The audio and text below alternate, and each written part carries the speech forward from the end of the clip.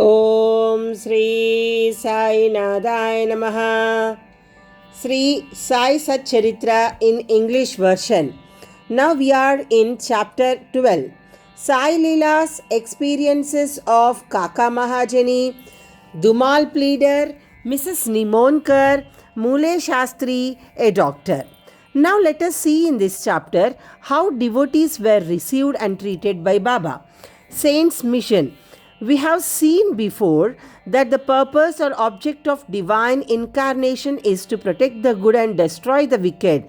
But the mission of the saints is quite different. To them, the good and the wicked are the same. First, they draw the evildoers and set them on the right path. They are the Agasti to destroy the Bhavasagar. They are the Agasti to destroy the Bhavasagar, or the sun to destroy the darkness of ignorance. The God dwells in the saints. In fact, they are not different from Him. Our Sai is one of these who incarnated for the welfare of the devotees. Supreme in knowledge and surrounded with divine aura, He loved all beings equally. He was unattached. Foes and friends, kings and paupers, all were same to Him. Hear His Leelas. For the sake of devotees, He gave His talk of merits and was ever alert to help them. But the devotees could never approach Him unless He meant to receive them.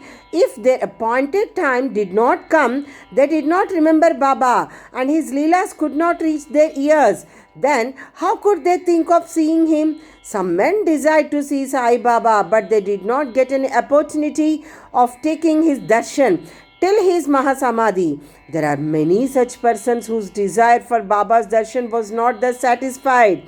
If these persons believe in Him, listen to His Leelas, their quest for darshan will be to a great extent satisfied by the Leelas. Even if some persons went there by sheer luck and took Baba's darshan, were they able to stay there longer? No. Nobody could go there of his own accord and nobody could stay there longer if Baba did not wish so.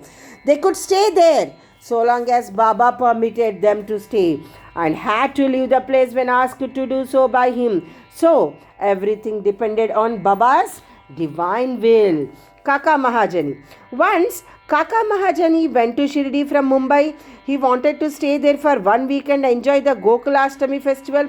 As soon as he took Baba darshan, Baba asked him, "When are you returning home?"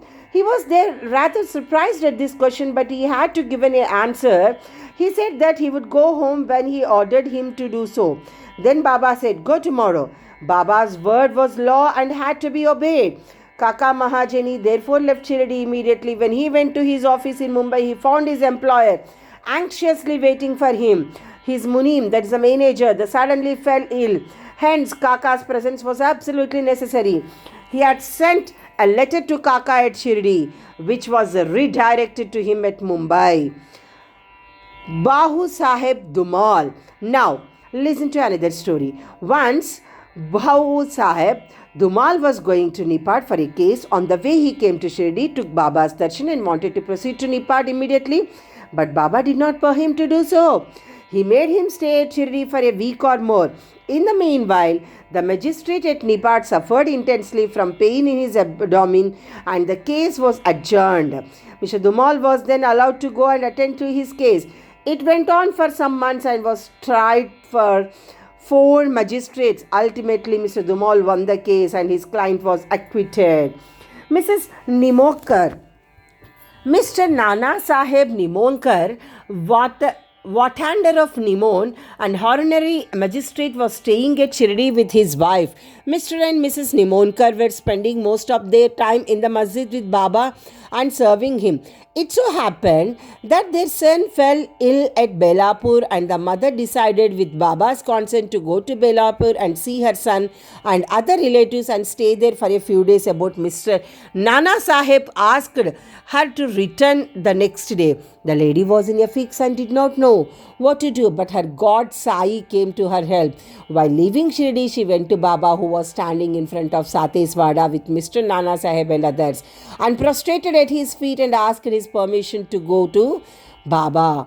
And Baba said to her, and others and prostrated at his feet and asked his permission.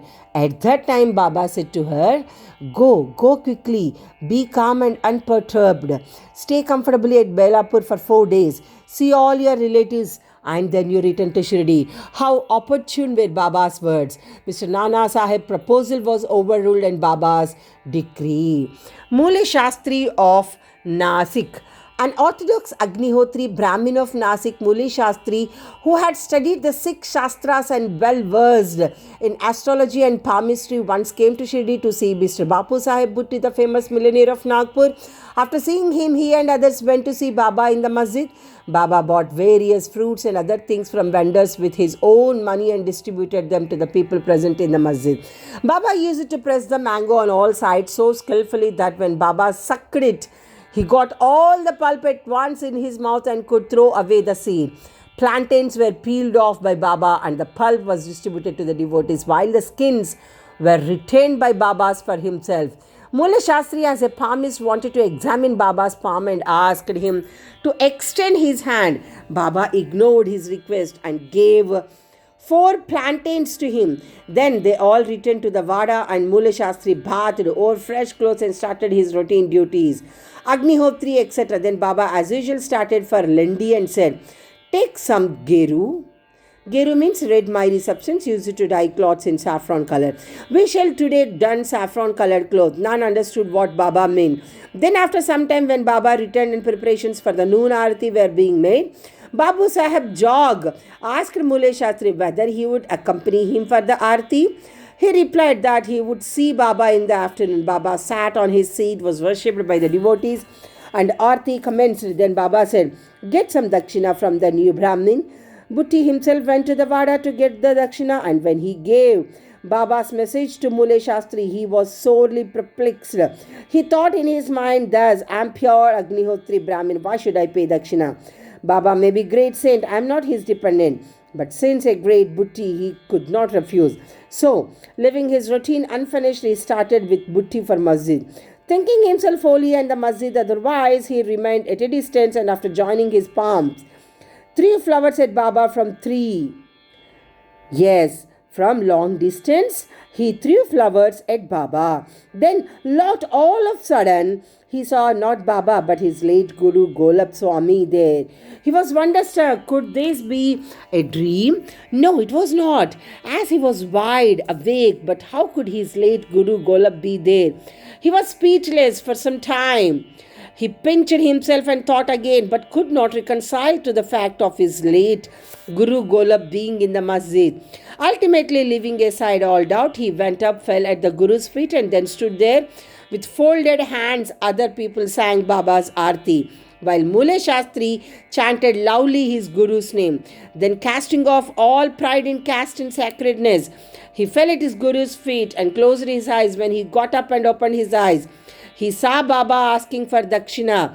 Seeing Baba's blissful form and his inconceivable power, Mule Shastri forgot himself. He was extremely pleased. His eyes were full of tears of joy. He again saluted Baba and gave the dakshina. He said that his doubt was removed and he saw his own Guru. On seeing this wonderful Leela of Baba, all the people, including Mule Shastri, were much moved and they realized the meaning of Baba's words. Bring geru, we shall don saffron colored clothes. Such is a wonderful Leela of Baba.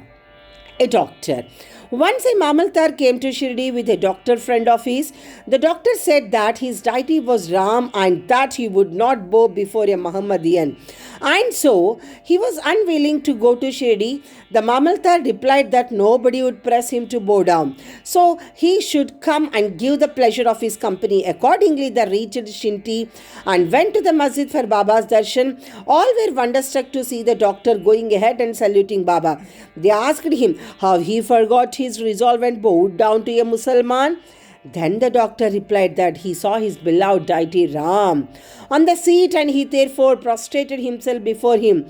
Then, as he was saying this, he again saw Sai Baba there. Being dismayed, he again said, Is this a dream? How could he be a Muhammadian? He is a great Yoga Sampanna avatar.